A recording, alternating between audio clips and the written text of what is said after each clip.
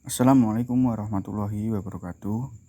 Di sini kami dari kelompok 11 akan mempresentasikan hasil dari diskusi kami pada materi ALMA dalam platform vintage serta menilai tingkat kesehatan bank metode RBBR dengan pendekatan RGEC. Di sini kami yang beranggotakan Aulia Tri Rahmawati, Muhammad Ibn Affan, Febriana Nurfitria Malaiha, dan Indah Eka Putri. Pengertian RGEC. A. Risk Profile atau profil risiko. Berdasarkan PBI nomor 13/1/PBI/2011 tentang kesehatan bank umum pasal 7 yang berisi tentang penilaian terhadap profil risiko terhadap 8 jenis risiko, yaitu risiko kredit, risiko pasar, risiko likuiditas, risiko operasional, risiko hukum, risiko strategi, risiko kepatuhan, dan risiko reputasi. Selanjutnya B. Good Cooperative Governance.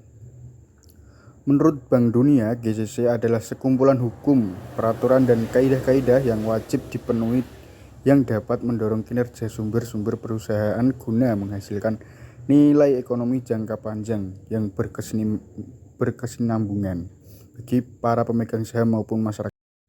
C. Earning atau rentabilitas. Rentabilitas merupakan kemampuan perusahaan untuk memperoleh laba bersih dengan modal yang digunakan. Penilaian rentabilitas bertujuan untuk mengevaluasi kemampuan rentabilitas bank untuk mendukung kegiatan operasional dan permodalan bank. D. Kapital atau permodalan.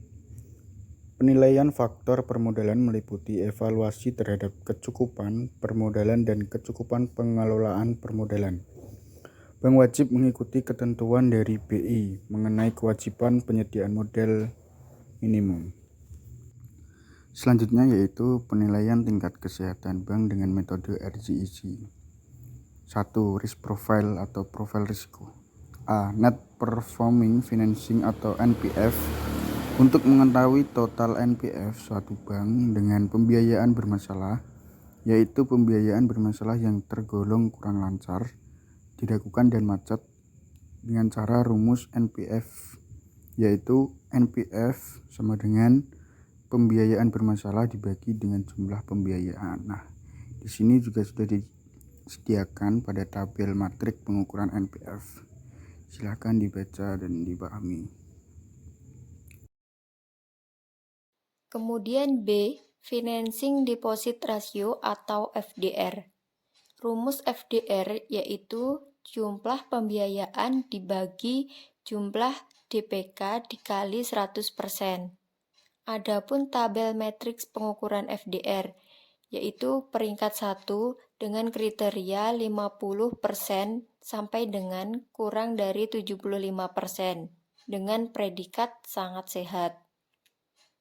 Kemudian peringkat 2 dengan kriteria 75% sampai dengan kurang dari 85% dengan predikat sehat. Kemudian peringkat 3 dengan kriteria 85% sampai dengan kurang dari 100% dengan predikat cukup sehat. Kemudian peringkat 4 dengan kriteria 100% sampai dengan kurang dari 120% dengan predikat kurang sehat. Kemudian peringkat 5 dengan kriteria lebih dari 120% dengan predikat tidak sehat. Kemudian C. Aset likuid primer dan sekunder, yaitu rumusnya aset likuid primer dan sekunder dibagi total aset dikali 100%. Adapun tabel matriks pengukuran yaitu peringkat 1 dengan kriteria 50% sampai dengan kurang dari 75% dengan predikat sangat sehat. Peringkat 2 dengan kriteria 75% sampai dengan kurang dari 85% dengan predikat sehat. Peringkat 3 dengan kriteria 85% sampai dengan kurang dari 100% dengan predikat cukup sehat. Peringkat 4 dengan kriteria 100% sampai dengan kurang dari 120% dengan predikat kurang sehat. Kemudian peringkat 5 yaitu lebih dari 120% dengan predikat tidak sehat. Penilaian tingkat kesehatan bank dengan metode RGEC yang kedua yaitu Good Corporate Governance. Parameter GCG yang pertama yaitu pelaksanaan tugas dan tanggung jawab Dewan Komisaris. Yang kedua, pelaksanaan tugas dan tanggung jawab Dewan Direksi. Yang ketiga, kelengkapan dan pelaksanaan tugas Komite Dewan Komisaris. Yang keempat, penanganan benturan kepentingan. Yang kelima, penerapan fungsi kepatuhan bank. Yang keenam, penerapan fungsi audit intern. Yang ketujuh, penerapan fungsi audit ekstern. Yang kedelapan, penerapan fungsi manajemen risiko termasuk pengendalian intern. Yang kesembilan, penyediaan dana kepada pihak terkait dan debitur besar. Yang kesepuluh, transparansi kondisi keuangan dan non-keuangan bank, laporan pelaksanaan tata kelola dan pelaporan intern. Yang kesebelas, rencana strategik. Predikat GCG kurang dari 1,5% dikategorikan sebagai sangat baik, antara 1,5 sampai 2,5% baik. Antara 2,5 sampai 3,5% dikategorikan cukup baik.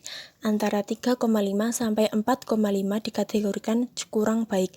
Antara 4,5 sampai 5% dikategorikan tidak baik. Penilaian tingkat kesehatan bank dengan metode RGEC yang ketiga yaitu earning atau rentabilitas. Yang pertama adalah return on asset atau ROA. Rasio ROA digunakan dalam menghitung efektivitas perusahaan dalam mendapatkan laba. Semakin besar nilai rasio, semakin besar pula keuntungan yang dicapai bank. Dan semakin baik pula posisi bank dari segi penggunaan aset. Rumus yang digunakan yaitu laba sebelum pajak per rata-rata total aset kali 100%. Predikat rasio ROA bank yaitu lebih dari 2% dikategorikan sangat baik. Antara 1,25% sampai 2% dikategorikan baik. Antara 0,5 sampai 1,25% dikategorikan cukup baik. Antara 0 sampai 0,5% dikategorikan kurang baik. Kurang dari 0% dikategorikan tidak baik. Selanjutnya, earning rentabilitas yang B, net interest margin atau NIM, merupakan rasio yang digunakan untuk mengukur kemampuan bank dalam menghasilkan pendapatan bersih atas pengolahan besar aktiva. Semakin besar nilai net interest margin, semakin besar pula keuntungan yang diperoleh dari pendapatan bersih.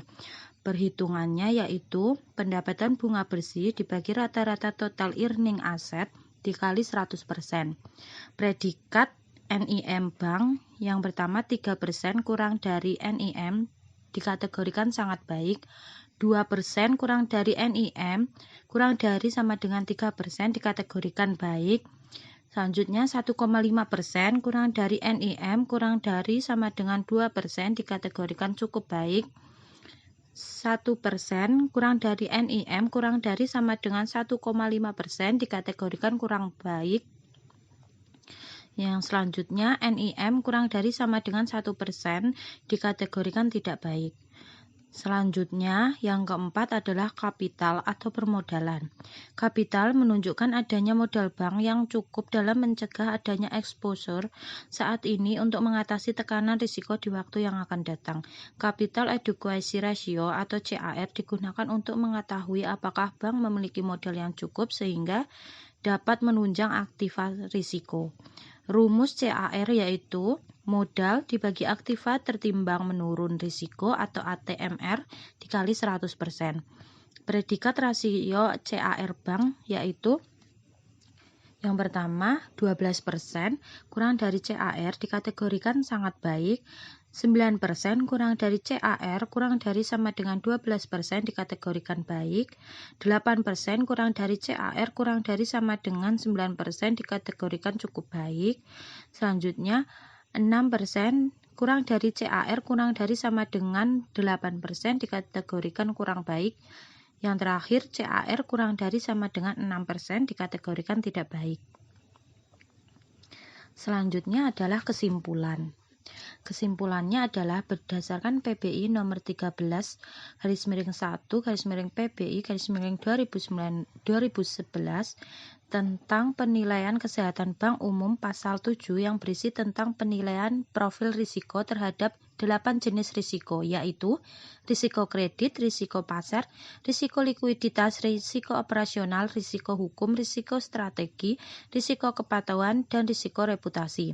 GCG menurut Bank Dunia atau World Bank adalah sebagai kumpulan hukum, peraturan, dan kaidah-kaidah yang wajib dipenuhi, yang dapat mendorong kinerja sumber-sumber perusahaan guna menghasilkan nilai ekonomi jangka panjang yang berkesinambungan bagi para pemegang saham maupun masyarakat sekitar secara keseluruhan. Rentabilitas adalah kemampuan perusahaan untuk memperoleh hasil bersih atau laba dengan modal yang digunakannya. Penilaian atas faktor permodalan meliputi evaluasi terhadap kecukupan permodalan dan kecukupan pengelolaan permodalan. Penilaian risk profile menggunakan non-performing finance atau NPF, financing deposit ratio atau FDR, dan aset liquid primer dan sekunder.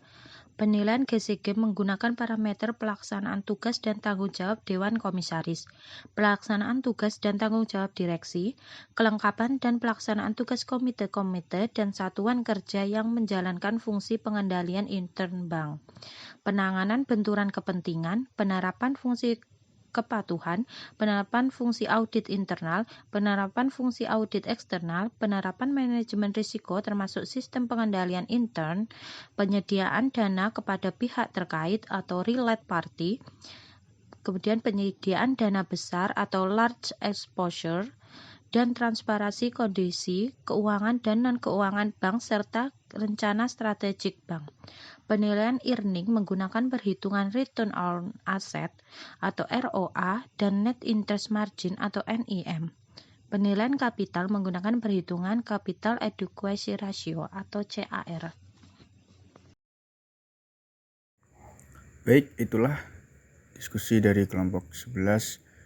Apabila dalam menyampaikan materi atau dalam menyusun materi pada kali ini masih kurang atau banyak kesalahan kata, kami dari kelompok 11 memohon maaf. Saya akhiri, wallahul muwaffiq ila aqwamit thoriq. Assalamualaikum warahmatullahi wabarakatuh.